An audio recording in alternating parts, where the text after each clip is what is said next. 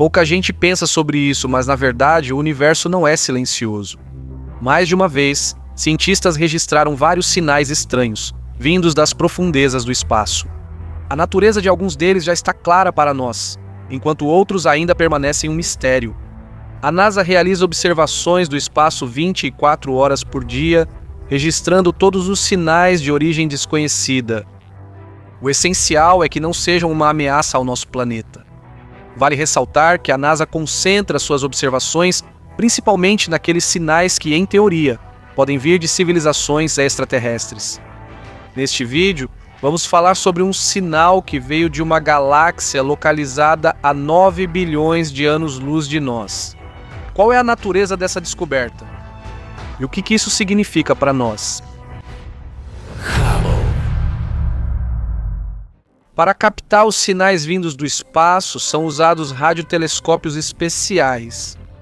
Nem mesmo os ruídos mais insignificantes conseguem escapar desses aparelhos. Esses aparelhos são simplesmente indispensáveis para nós, pois o ser humano sem equipamentos especiais não é capaz de captar todos os sinais do espaço e distinguir sua natureza. As tecnologias modernas possibilitam monitorar 24 horas por dia vários tipos de frequências, comparar com sinais já registrados e reunir tudo em um banco de dados unificado de sinais cósmicos. Vale ressaltar que a origem da maioria dos sinais já é conhecida por nós. Frequentemente, eles vêm de regiões do espaço que já conhecemos e sabemos como eles surgiram. Às vezes, encontramos sinais que não são tão fáceis de entender. Isso leva bastante tempo, mas no final das contas, a natureza deles é desvendada. No entanto, ainda que raro, encontramos sinais com tecnosinais, assinaturas e tecnomarcadores. São frequências que indicam a intervenção de alguma tecnologia. Em janeiro de 2023, cientistas do Canadá e da Índia conseguiram detectar o sinal mais distante já encontrado no espaço.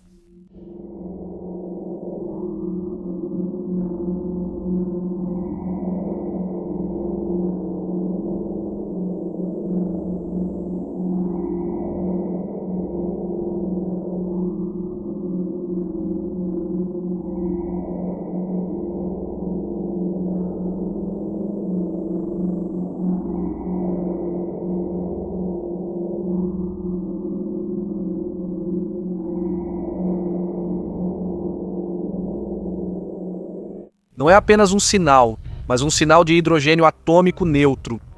Como se sabe, o hidrogênio é um elemento muito importante para o universo e desempenha o papel de uma espécie de construtor cósmico. Como estamos falando sobre o sinal de hidrogênio mais distante, ele vai nos ajudar a descobrir como era o universo há 8 bilhões de anos. Foi exatamente esse o tempo que se passou entre o momento em que o sinal se formou e o momento em que ele foi detectado. Isso foi possível graças ao gigantesco radiotelescópio de onda métrica que fica na Índia. E essa é realmente uma descoberta única por si só, porque normalmente o comprimento dos sinais recebidos desse tipo é muito menor. A detecção desse tipo de sinal só foi possível em grande parte graças ao efeito de lente gravitacional. É justamente graças a ele que podemos ver quais objetos no espaço estão localizados mais distantes do que outros.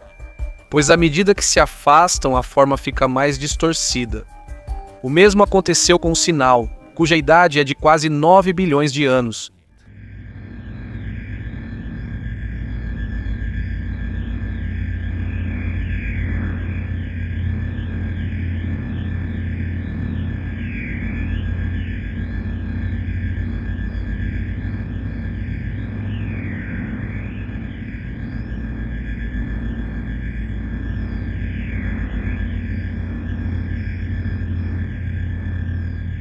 Esse efeito aumentou significativamente sua potência.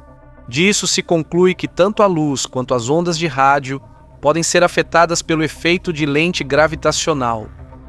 Arnab Chakraborty, cientista canadense e um dos descobridores do sinal de rádio mais distante, também destaca a importância dessa descoberta. Na galáxia há sinais de rádio distintos. Durante todo esse tempo, poderíamos ter captado um sinal de uma galáxia que está cerca de 10 vezes mais próxima, o que limitava significativamente nosso conhecimento. Agora sabemos com certeza que o efeito de lente gravitacional se aplica às ondas de rádio, ou seja, isso significa que, em nossas pesquisas, vamos avançar significativamente, tendo a oportunidade de estudar cantos distantes do universo. Sem dúvida, esse processo exige uma quantidade enorme de tempo, pois, como vocês sabem, os sinais não chegam até nós em um dia e nem mesmo em um ano. Os cientistas também conseguiram descobrir que o sinal veio da galáxia SDS SOJ0826+5630. Ele se originou lá na época em que a idade do universo era ainda bem pequena, 4,9 bilhões de anos. E, claro, permanecia a principal questão. Existiam naquela época na galáxia SDS SOJ0826+5630 seres inteligentes capazes de gerar esse tipo de sinal? Ou será que ele é de origem natural? Sinais que surgem em cantos distantes do cosmos e não em galáxias próximas nem sempre chegam ao nosso planeta. Eles simplesmente se dissipam nas profundezas infinitas do universo. Os sinais que chegam à Terra geralmente vêm de uma fonte muito poderosa. Uma fonte assim pode ser, por exemplo, a explosão de uma supernova ou um pulsar. Um caso interessante aconteceu em 2019. Naquela época, na Austrália, no Observatório de Parkes, captaram um sinal vindo de Próxima Centauri, a estrela mais próxima do Sistema Solar. Aliás, o sinal foi registrado dentro de um programa especial cujo objetivo é detectar sinais de origem artificial. No entanto, não foi possível obter rapidamente dados sobre a origem do sinal detectado. A etapa de processamento, que inclui muitos testes, leva muito tempo. Isso é necessário para garantir que os dados estejam realmente corretos e para eliminar a possibilidade de erro. O sinal recebeu o nome de BLC1.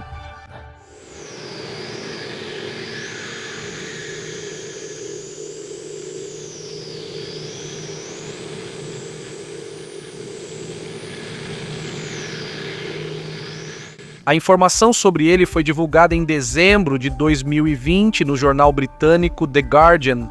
Essa não foi a decisão certa, já que a verificação ainda não tinha terminado. Na publicação, o sinal foi chamado de tecnossignatura, um indício da existência de civilizações extraterrestres. Para confirmar a teoria, era necessário registrar o sinal novamente, porém isso não aconteceu. E ainda, um ano depois, os cientistas, usando o princípio de Copérnico, determinaram definitivamente que o BLC1 não é um indício da existência de seres inteligentes extraterrestres. E como está a situação com os potenciais sinais alienígenas atualmente? Até o momento, foram detectados 8 novos sinais que podem ter origem em uma civilização alienígena.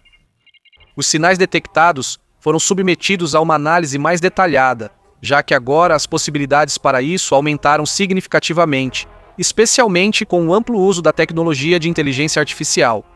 Como resultado, todos os 8 sinais apresentaram as chamadas tecnoassinaturas. Isso significa que a origem dos sinais é extraterrestre, não proveniente de fontes já conhecidas. Podemos confiar nessas informações, pois neste caso, os cientistas usaram novos algoritmos para separar os sinais de várias interferências e ruídos. Tudo isso para não repetir a situação desagradável com o BLC1. Durante a pesquisa dos 8 sinais misteriosos, foram processados dados no total de 150 terabytes. Descobriu-se que a largura de banda dos sinais é bastante pequena. Essa é uma das características típicas das tecnossinaturas. No entanto, há um fato nisso tudo que coloca em dúvida a versão de que o sinal foi gerado por tecnologia de civilizações extraterrestres. Todos esses sinais não foram registrados de novo. Ou seja, eles foram únicos. Se os sinais tivessem sido criados por tecnologias extraterrestres, dificilmente seria apenas um sinal. Muito provavelmente seria alguma mensagem codificada, composta por uma sequência de sinais do mesmo tipo. Como agora estamos lidando com sinais isolados, analisá-los completamente e descobrir sua origem exata é problemático. E novamente, tantas perguntas ficam sem resposta. No futuro, os sinais vindos de galáxias distantes nos ajudarão a obter mais informações sobre aquelas regiões do espaço onde as sondas de pesquisa ainda não chegaram. A nuvem molecular mais próxima do nosso planeta. O lugar onde nascem as estrelas. Algumas estrelas estão prestes a nascer, enquanto outras foram destruídas devido a explosões que ocorreram. Essas estruturas possuem muitos redemoinhos característicos e uma certa quantidade de hidrogênio em altas temperaturas. Que tipo de nuvem é essa? Qual é a sua natureza e essência? Nuvens moleculares de vários tamanhos são bastante comuns nos vastos espaços da galáxia. Elas contêm uma enorme quantidade de poeira cósmica e gases interestelares que formam uma nebulosa. Provavelmente a mais conhecida delas é a nebulosa de Órion. Ela está a apenas 1.344 anos-luz da Terra. Devido à distância relativamente pequena até o nosso planeta, além do tamanho ideal, os cientistas escolhem com muita frequência a nebulosa de Órion como objeto de estudo. Conseguimos obter uma imagem da estrutura em 1993. O telescópio Hubble nos ajudou. Conseguimos descobrir qual é a cor da nebulosa. Ela é predominantemente azul, violeta e vermelha. Nas regiões periféricas, há áreas de tons verde brilhante que podem ser vistas graças à análise espectral. Isso deixou os cientistas intrigados, pois eles não conseguiram determinar a qual cor essa luz pertence. Então surgiram teorias de que estávamos lidando com o elemento Nebulium, disperso nas nuvens cósmicas, cuja existência não havia sido comprovada. Algum tempo depois, a teoria do Nebulium foi descartada, pois descobriu-se que esse brilho era causado pelo oxigênio ionizado. Na nebulosa de Órion, já se sabe que há mais de 3.000 estrelas. Além disso, há protoestrelas e enormes nuvens compostas por gases interestelares. No total, tudo isso equivale a 10.000 massas solares. Na nebulosa de Órion, há regiões às quais devemos prestar atenção especial. Essa região em forma de trapézio é chamada de Θ 1 de Órion. Sua idade chega a aproximadamente 300.000 anos. A região é um aglomerado estelar disperso do qual podemos destacar os principais componentes. Aqui destacamos 4 sistemas estelares. Entre eles, há uma pequena distância. Eles cabem em uma área com diâmetro de apenas 1,5 ano-luz. O sistema Θ 1 de Órion C possui a maior massa de toda a nebulosa de Órion, não apenas na região trapezoidal. Ela equivale a 40 massas solares. A coloração de Θ 1 de Órion C, светло-голубой. o raio da estrela é 8 vezes maior que o raio do Sol. A temperatura da estrela atinge cerca de 44.726 graus Celsius, o que é maior do que a temperatura da nossa estrela. O brilho da Θ 1 de Órion C se espalha praticamente por toda a nebulosa. O vento rarefeito, que não é incomum para esses astros, sopra os elementos rarefeitos para grandes distâncias. Assim, perto da estrela, podemos ver uma quantidade insignificante de gás interestelar. Em seguida, temos um sistema chamado Θ 2 Oriones, localizado próximo à região trapezoidal. O sistema está situado próximo ao gás incandescente em forma de longas faixas, chamado de Barra de Órion. As 3 estrelas que formam Θ 2 Orionis estão gravitacionalmente ligadas entre si. Essa região foi difícil de estudar por um longo tempo, porque a densidade das nuvens de poeira era muito alta. Aqui, o telescópio James Webb nos ajudou. As imagens que recebemos dele facilitaram muito o nosso trabalho. Descobrimos que a temperatura do primeiro objeto do sistema chega a aproximadamente 34.726 graus Celsius. Nem o segundo nem o terceiro componente ficam para trás. Suas massas equivalem a 15 e 5 massas solares, respectivamente. A característica da nebulosa não é apenas o alto brilho de suas estrelas. Nas profundezas do sistema, com a ajuda do telescópio mencionado anteriormente, descobrimos objetos cuja existência desconhecíamos por muito tempo. São interessantes objetos como os proplídeos ou discos protoplanetários. É como se fosse um embrião de planeta, um disco denso de gás em rotação formado ao redor de uma estrela. Discos protoplanetários na nebulosa. Орионы расположились в центральной ее части. Somam cerca de 180 Como exemplo, podemos citar a protoestrela Orion 294-606, que tem 1 milhão de anos. O disco protoplanetário ao redor dela tem cerca de 300 unidades astronômicas de diâmetro. Após alguns milhões de anos, a estrela entrará na fase de sequência principal, que vem logo após a fase de protoestrela. Também pode se formar um sistema ali, no qual haverá exoplanetas e seus satélites. A maior parte da nebulosa de Orion é composta por gases dispersos. O hidrogênio ionizado predomina na parte central. As temperaturas lá chegam a cerca de 9.726 graus Celsius. Quanto mais longe do centro, menor é esse valor. Essa região é caracterizada por fortes redemoinhos, com velocidade de 50 km por segundo, pois ali diferentes fluxos de ventos estelares colidem periodicamente e ocorrem variações de temperatura. Na nebulosa de Orion, além desses redemoinhos, o hidrogênio molecular com temperaturas relativamente moderadas, contendo inclusões de água, etano e metano, forma filamentos com vários anos-luz de comprimento.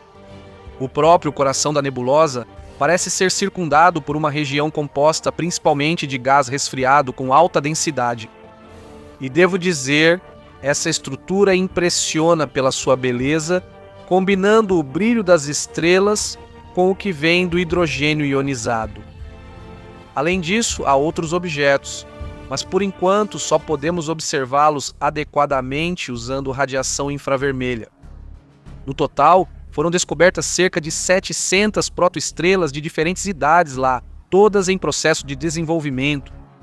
Aqui, a compressão dos gases interestelares pelas forças gravitacionais é menor que no centro da nebulosa. Portanto, nessa região citada, a distância entre as estrelas é maior. É justamente no processo em que a gravidade comprime o gás interestelar que novas estrelas se formam. Nas nebulosas formam-se muitos centros de atração. Com o tempo, eles se transformam em protoestrelas, aqueles mesmos nuvens moleculares que mencionamos no início do vídeo. A protoestrela entra em equilíbrio no momento em que a pressão interna do gás se iguala à ação da gravidade. O campo magnético do astro vai se tornando cada vez mais forte. Sob sua influência, as partículas ionizadas aumentam de velocidade e seus fluxos escapam para além dos limites da estrela. Esses aglomerados de partículas se movem a centenas de quilômetros por segundo. Esses fluxos são a causa do surgimento dos objetos de Herbig-Haro. Essas são pequenas regiões de nebulosidade que aparecem na formação dos objetos. Os fluxos de gás colidem com nuvens de gás e poeira.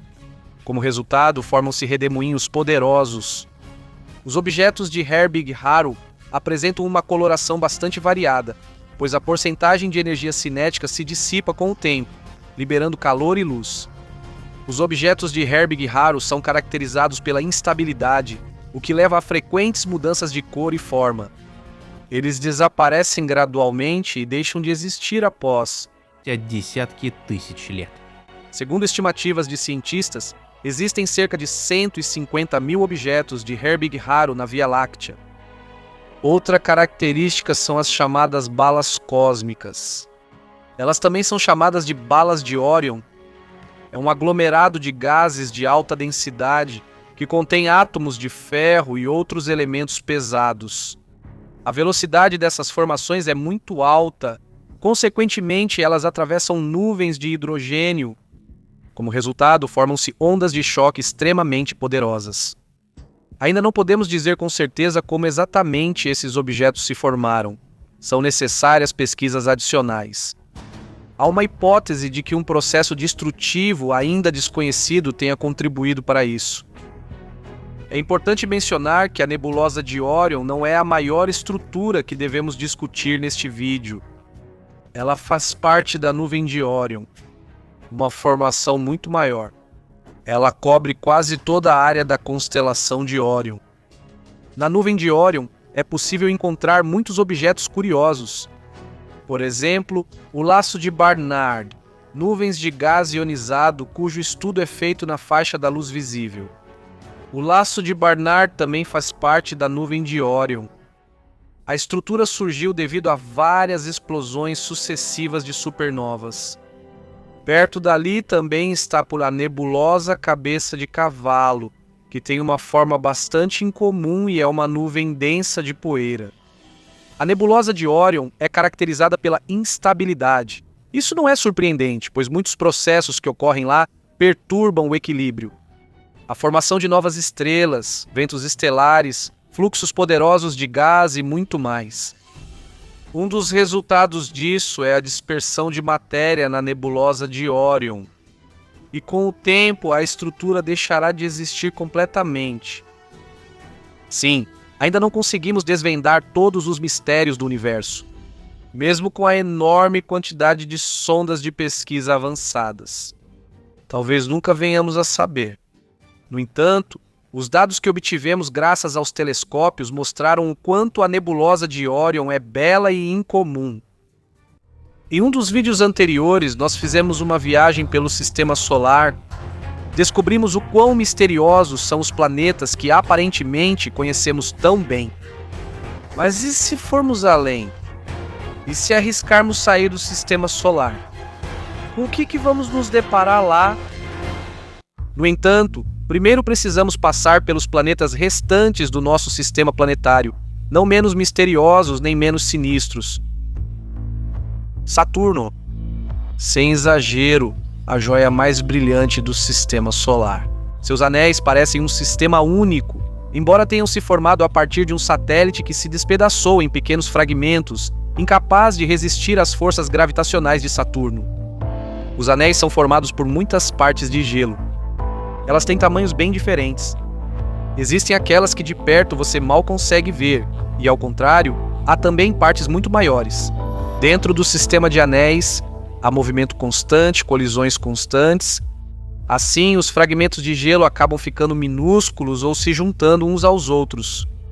Como tudo isso se assemelha ao nosso sistema solar, mais precisamente, com a forma como ele se formou e como, nesse mundo perigoso, surgiu o nosso planeta. Quando o Sol estava nos estágios iniciais de sua longa vida, ele atraía para si uma enorme quantidade de aglomerados de gás. A gravidade não perdeu tempo e fez o seu trabalho. Os aglomerados ficavam cada vez mais densos, colidindo e se unindo uns aos outros. E sim, foi assim que nasceu o nosso planeta. Por mais belo que Saturno seja, precisamos continuar nossa longa jornada. E o próximo é o satélite de Saturno, Titã. Não é tão fácil ver sua superfície, pois ele é cercado por nuvens. Sim, você ouviu direito. Parece que Titã tem uma atmosfera. Talvez seja difícil de acreditar, mas em uma lua que está a 1,2 bilhão de quilômetros da Terra, as estações do ano podem mudar e há vários corpos d'água na superfície.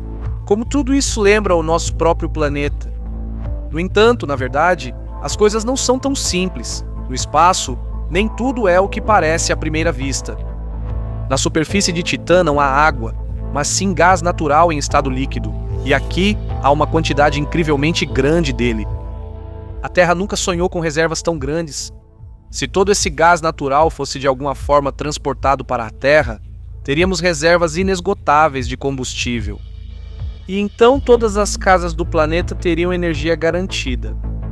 E se pensarmos de forma mais global, caso ocorra alguma catástrofe em nosso planeta, os sobreviventes da Terra poderiam se mudar para esse satélite, se alguma outra civilização não chegar lá antes. Na superfície de Titã, a sonda Huygens da Agência Espacial Europeia está funcionando a todo vapor. Graças a ela, descobrimos que o solo do satélite contém uma certa quantidade de substâncias orgânicas. No entanto, as temperaturas lá são muito baixas, cerca de menos 180 graus Celsius, consequentemente, a vida não pode se desenvolver lá. Tudo pode mudar para melhor se, com o tempo, o Sol ficar cada vez mais quente e a temperatura em Titã aumentar. Com mais conforto já daria para se estabelecer lá. Quem sabe, talvez no futuro isso não sejam apenas palavras, mas se torne a nossa realidade. Afinal, daqui a muitos anos, isso pode se tornar um novo lar para os terráqueos. Como estamos longe do nosso planeta natal.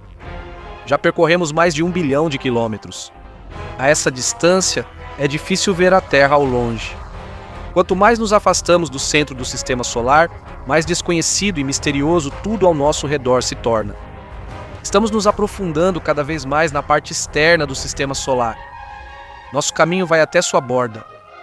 E agora estamos voando com confiança em direção ao nosso destino. Somos recebidos por Urano com seu sistema de anéis.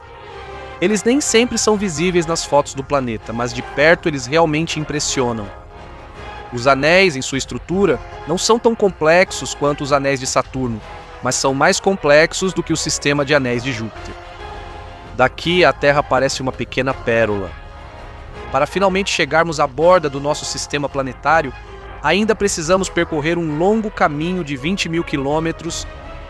Em seguida, em nosso caminho, está o Severo Netuno, nomeado em homenagem ao antigo deus romano dos mares.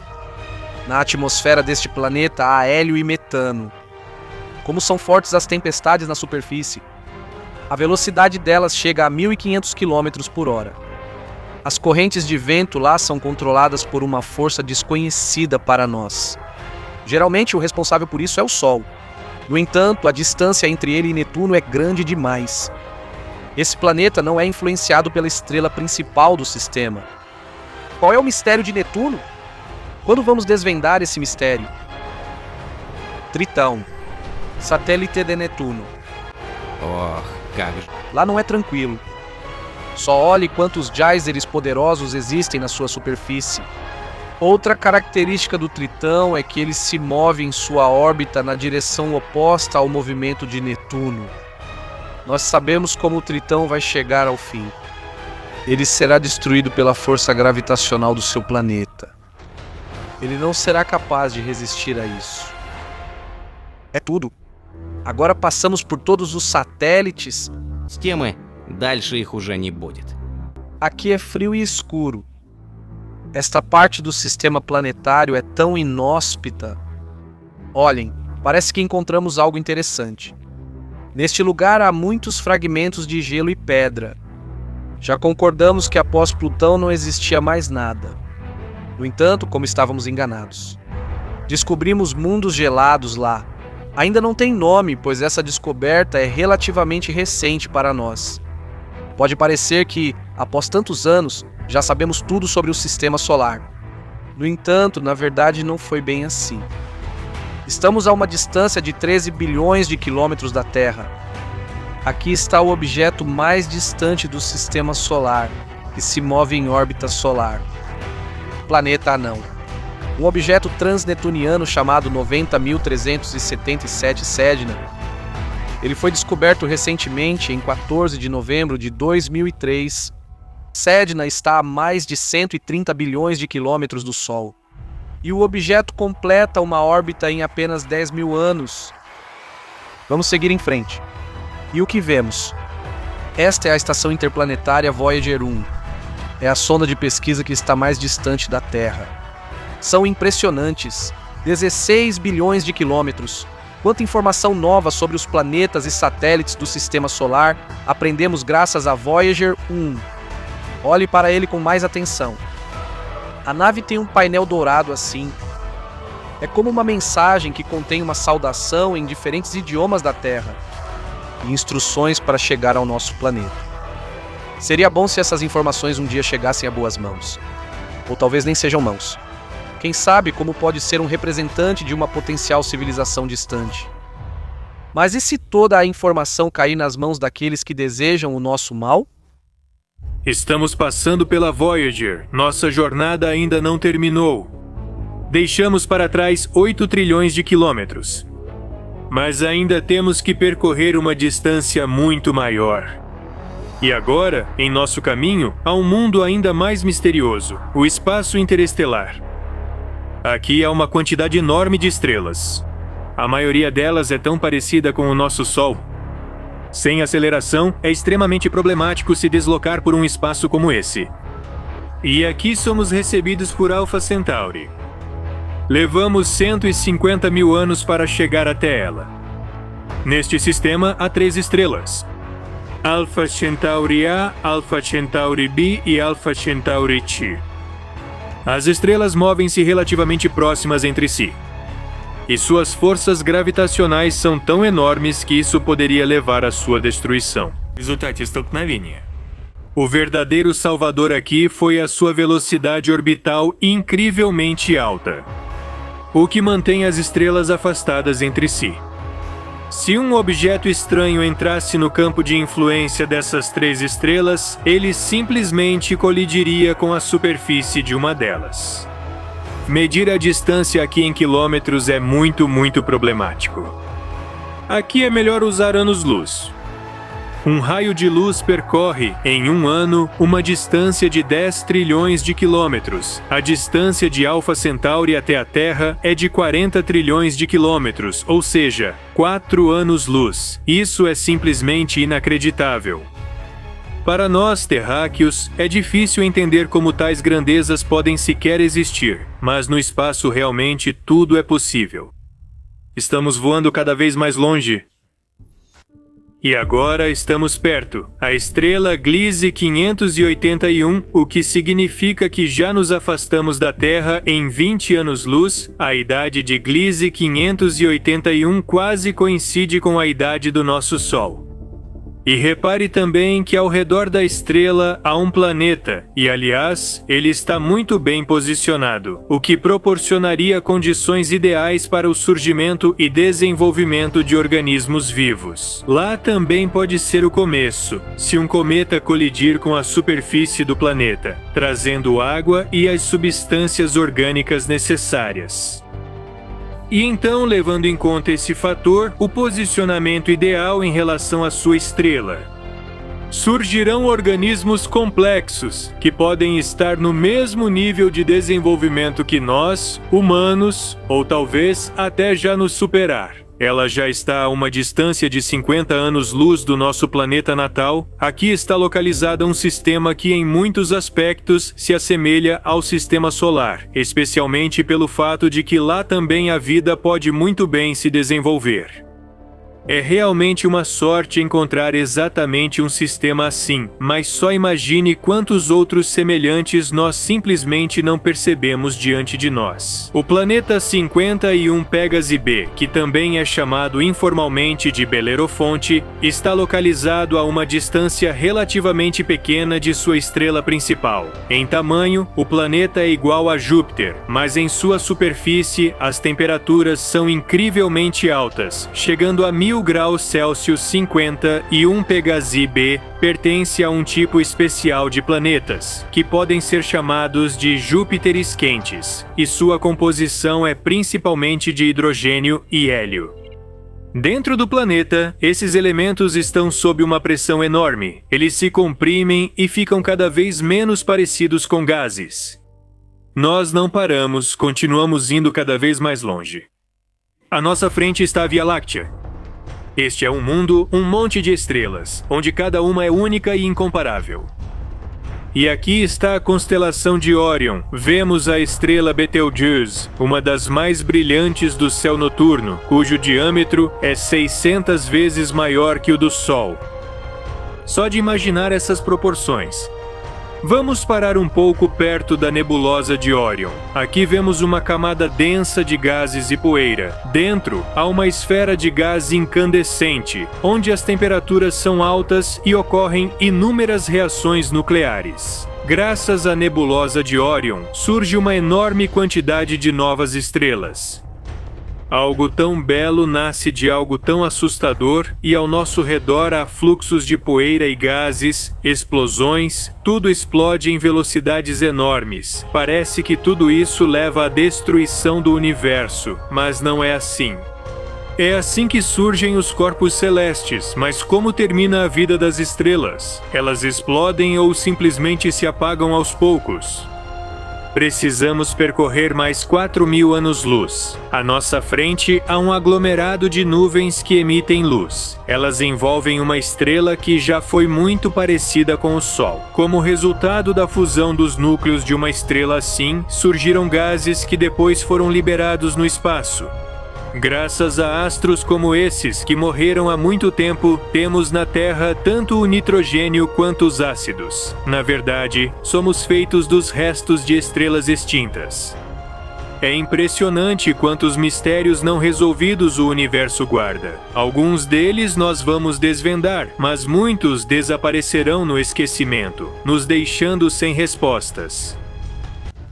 Parece que nosso planeta é enorme e nós somos apenas pequenas partículas, apenas poeira, diante dessas dimensões colossais.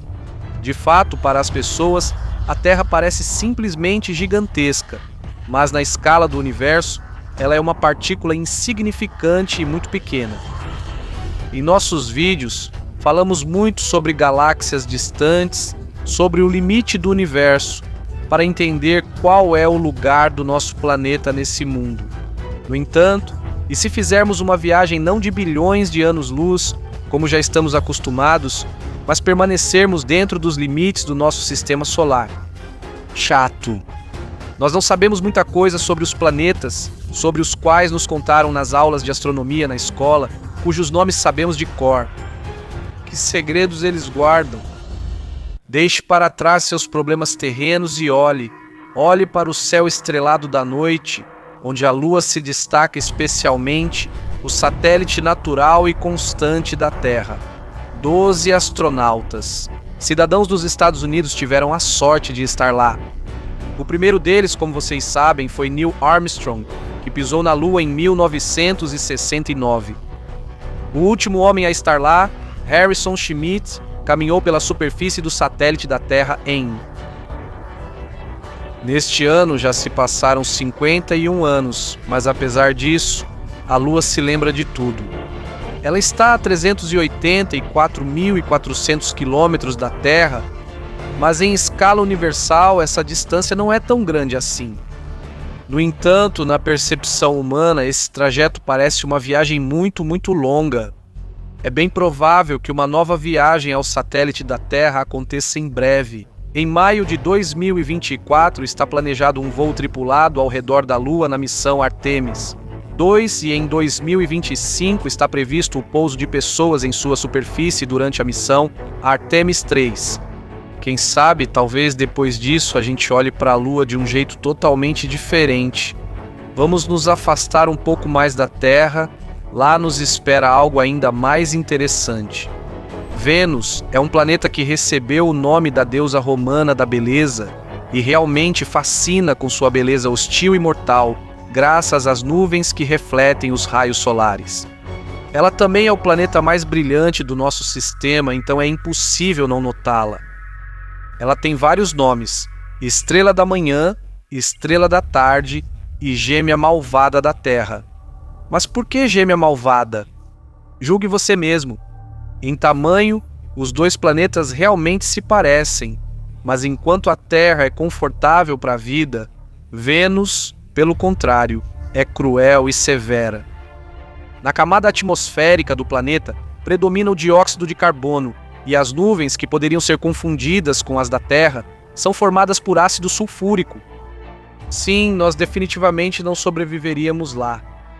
E essa não é a única razão pela qual a bela Vênus pode ser considerada um verdadeiro inferno. Além disso, em Vênus faz um calor inacreditável, cerca de 500 graus Celsius, um clima especialmente agradável, posso te dizer. E claro, se acabássemos na superfície de Vênus, acabaríamos simplesmente virando uma panqueca. Tudo se resume à gravidade mortal para o ser humano. De fato, é o gêmeo maligno da Terra, um planeta mortalmente bonito. O aquecimento global aqui, sem exagero, foi levado ao extremo. E é bem provável que antes não fosse assim, e que Vênus não fosse tão ameaçadora. Existe uma teoria de que, com o tempo, a Terra também ficará assim, e nosso planeta pode se tornar igual ao seu sinistro gêmeo. Quem sabe talvez realmente tudo aconteça assim, ou talvez a Terra tenha um destino diferente? Depois de Vênus, o planeta mais próximo do Sol é Mercúrio, e isso também é bastante incomum com Vênus entre eles. Durante o dia, a temperatura lá chega a cerca de 430 graus Celsius, mas à noite ela cai para menos 190 graus. Diferenças de temperatura assustadoras. Рельеф у Меркурия. E muitos correm para o Exevolog, E nós podemos fazer isso, não só mas para todas as pessoas, porque para o seu tamanho, o planeta é bastante massivo e a força da gravidade é realmente enorme.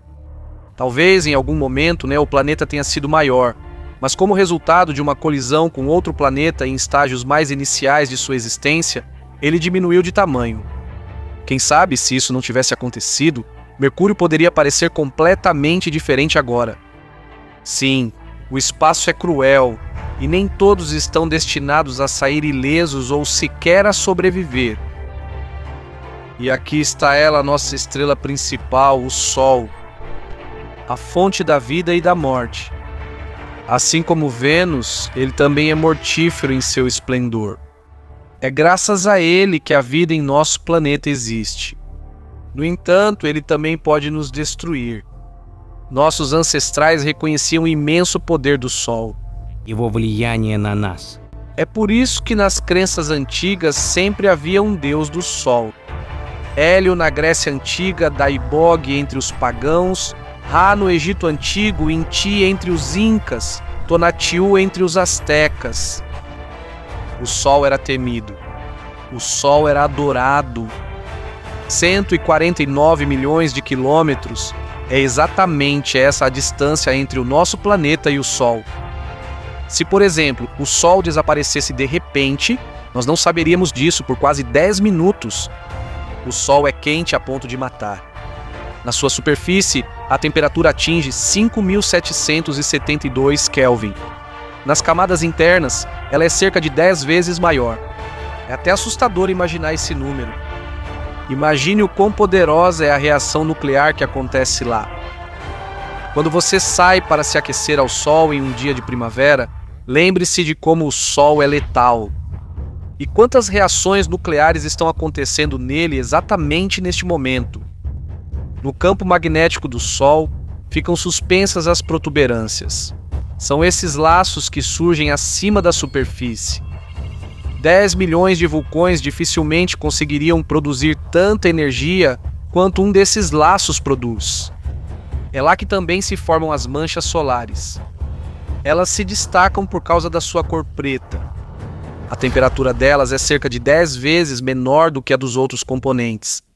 No entanto, ainda é mortalmente alta para nós.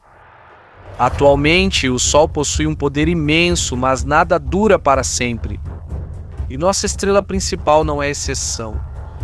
Cedo ou tarde, o Sol chegará a um ponto de seu lento declínio e vai morrer. E isso significa que o mesmo destino espera o nosso querido planeta. E continuaremos apresentando esses fatos para vocês. A humanidade se interessa não só pelo que vai acontecer no futuro, mas também pelo que aconteceu no passado. Por exemplo, os cometas. Eles também carregam uma força enorme. Nosso planeta não encontra cometas em seu caminho há muito tempo. No entanto, uma delas, de acordo com alguns especialistas, pode ter colidido com a Terra e trazido para sua superfície amostras de organismos, способствовав таким образом зарождению у нас жизни. O cometa pode até ter nos dado água. E é exatamente por isso que a Terra pode ter se tornado como a conhecemos hoje. Então isso permitiu que a humanidade surgisse. Mas imagine o que aconteceria se um cometa colidisse com o nosso planeta agora. A humanidade chegaria ao fim. Pelo menos a humanidade na Terra. Talvez, se isso acontecesse, algumas pessoas começariam a procurar um novo lar em outro planeta.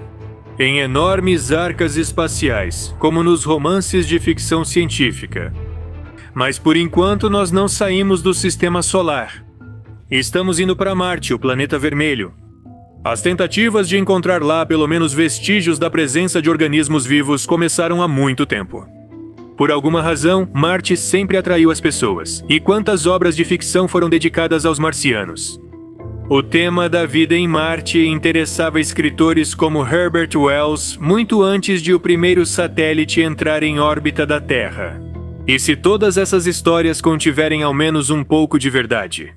Será que conseguiríamos aceitar essa informação? Por enquanto, precisamos deixar essa pergunta sem resposta. Em Marte há uma enorme quantidade de minerais e também ocorrem tempestades de areia muito intensas por lá.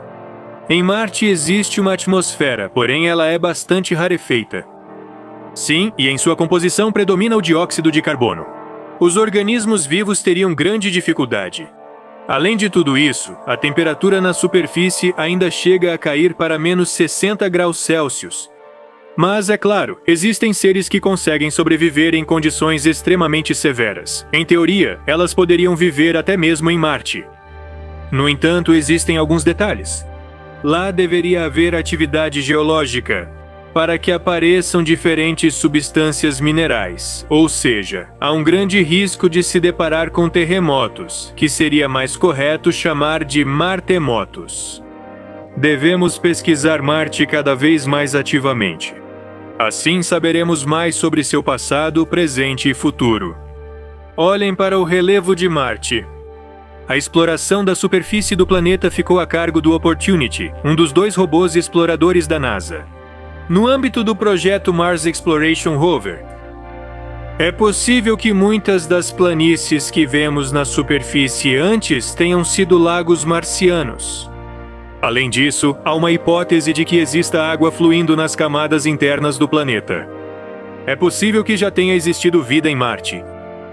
Você consegue imaginar isso? Você vai se surpreender ainda mais agora, porque existe uma teoria de que foi Marte que trouxe a vida para a Terra. Supõe-se que, em algum momento, um objeto, possivelmente um asteroide, colidiu com Marte, fazendo com que um pedaço dele se desprendesse, e nesse fragmento permaneceram micro-organismos marcianos. Depois, esse fragmento caiu na Terra junto com tudo isso, o que teria dado início ao surgimento da vida em nosso planeta. Ah, quanta coisa ainda não sabemos sobre Marte! Ao viajar para o próximo planeta, enfrentamos dificuldades principalmente com os asteroides. A velocidade deles geralmente chega a 80 mil km por hora. A largura deles pode chegar a centenas de quilômetros. Em períodos mais antigos, como resultado de colisões, fragmentos de asteroides se desprendiam e parte deles depois se transformava em planetas, o que deu início ao nosso sistema planetário. Por exemplo, a idade da Terra é de aproximadamente 4,5 bilhões de anos. Descobrimos isso estudando os restos de meteoritos na superfície do nosso planeta. Alguns fragmentos de asteroides nunca se tornaram planetas.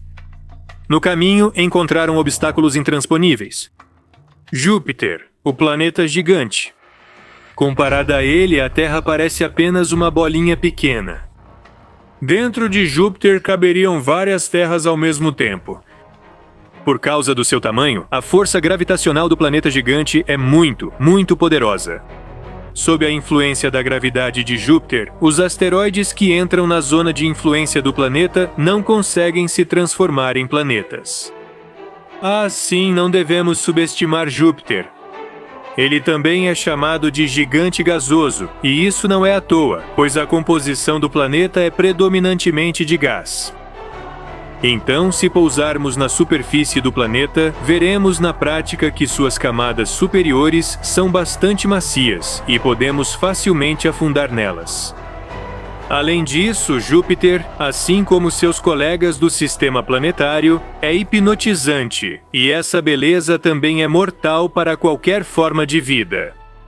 No gigante gasoso, há ventos muito fortes que sopram na superfície em altíssimas velocidades. Como resultado, surgem vários redemoinhos e vórtices que podem ser observados nas imagens de Júpiter. O mais notável deles é esta grande mancha vermelha. Ela tem cerca de 300 anos e é 3 vezes maior que a Terra. Você consegue imaginar isso? Júpiter é um planeta mortal, onde além de tudo, há níveis incrivelmente altos de radiação. Essa quantidade atrai para o planeta um campo magnético extremamente forte. Sim, é melhor admirar essa beleza de longe. Dificilmente alguma força conseguirá domar esse planeta majestoso. Como podem ver, nós não fomos muito longe da Terra. E quantas coisas de tirar o fôlego nós descobrimos. Nós sabemos com certeza que isso está longe de ser tudo. O sistema solar ainda tem muito mais para nos contar. O que você vê na tela? Sim, isso é uma colher de sopa comum. Você pode mergulhá-la em uma sopa quente, no açúcar, ou até mesmo jogá-la na rua, direto em uma poça. Mas o que vai acontecer com ela depois? Nada de especial. Claro, depois disso tudo a colher deve ser lavada, mas no geral a aparência dela não vai mudar. E tudo isso graças ao níquel, que serve como uma proteção confiável contra a corrosão, a destruição espontânea de diferentes coisas, incluindo metais, que ocorre devido à interação físico-química, eletroquímica e química da substância com o ambiente ao redor. Parece apenas um metal de tom prateado, mas quanta utilidade ele tem! Até mesmo moedas comuns, depois de alguns anos de uso, não se transformam em um pedaço enferrujado, graças ao níquel. Cerca de 2/3 de todo o níquel extraído é usado para aço inoxidável, o que é especialmente importante quando o equipamento entra em contato frequente com água. O níquel é um elemento essencial para algumas peças de automóveis, tubulações, reatores nucleares, fornos, geladeiras e muito mais. O consumo de níquel aumenta a cada ano. Atualmente, o mundo já precisa de 2 bilhões de toneladas, embora há algumas décadas esse número fosse de 1 bilhão de toneladas. E níquel não é nada barato, vou te dizer.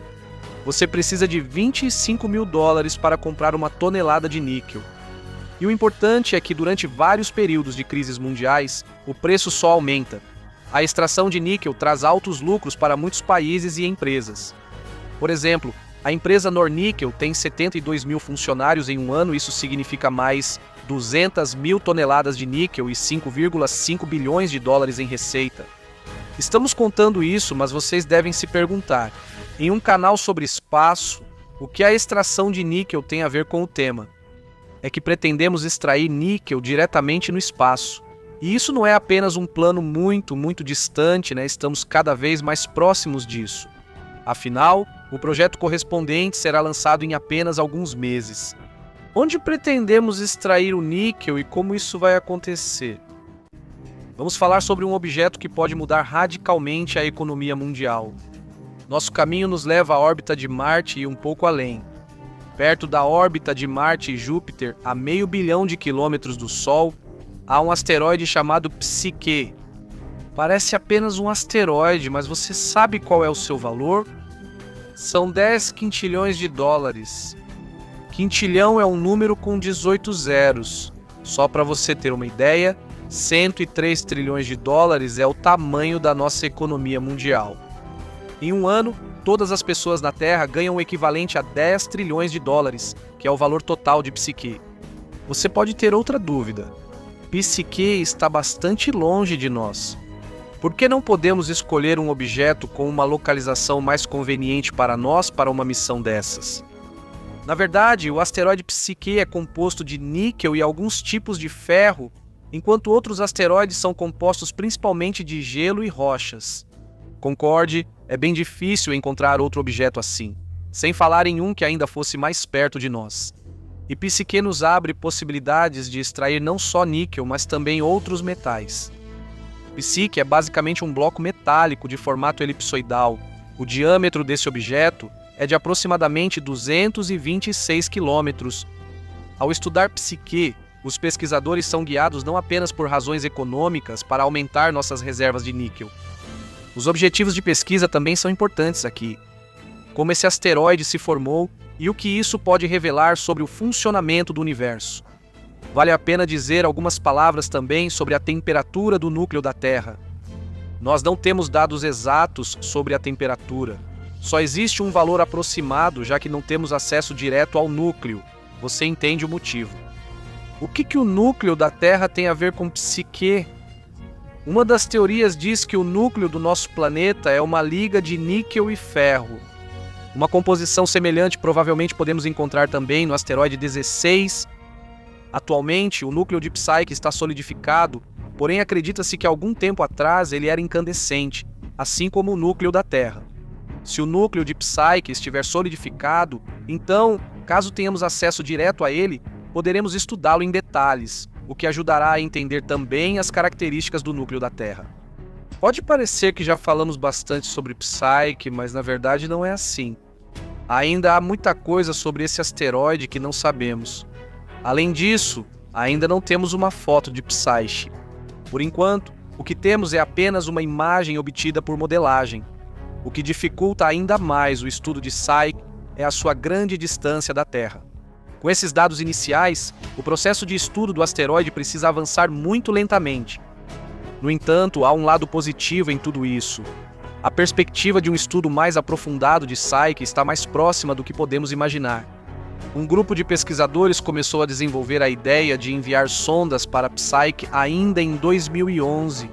Em 4 anos, a ideia cresceu e se transformou em um plano detalhado de 256 páginas. Esse plano agradou a NASA, que aprovou o desenvolvimento adicional.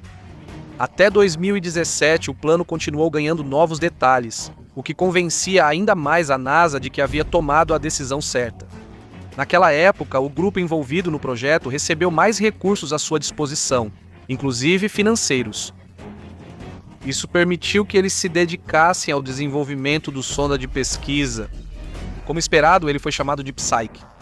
E o que você acha quando o aparelho vai começar sua missão? De acordo com o plano, isso deve acontecer em outubro de 2023, então Psyche seguirá para a órbita de Psique. Isso deve acontecer por volta de agosto de 2029. Afinal, a distância da Terra até o asteroide é de 3 unidades astronômicas. O quê? Os prazos são bem razoáveis? Você acha que em 2029 já estaremos extraindo metais em Psique? Pois é aqui que tenho que te decepcionar. A missão da sonda Psyche é puramente de pesquisa. Precisamos estudar a composição do asteroide, suas propriedades e características, para entender as perspectivas futuras. E os dados que vamos obter como resultado dessa missão precisarão ser estudados e processados durante vários anos. Quando chegar a hora da extração direta dos metais, considere alguns anos para que as sondas apropriadas cheguem até Psique e o tempo para a viagem de volta. Além de tudo isso, teremos que calcular como isso será do ponto de vista econômico. De qualquer forma, a questão da extração direta dos metais será discutida de forma mais concreta caso haja um desfecho positivo a partir de 2040, mas mesmo assim tudo isso soa muito promissor. Não é mesmo? Sim, ainda não estamos extraindo níquel em Psique.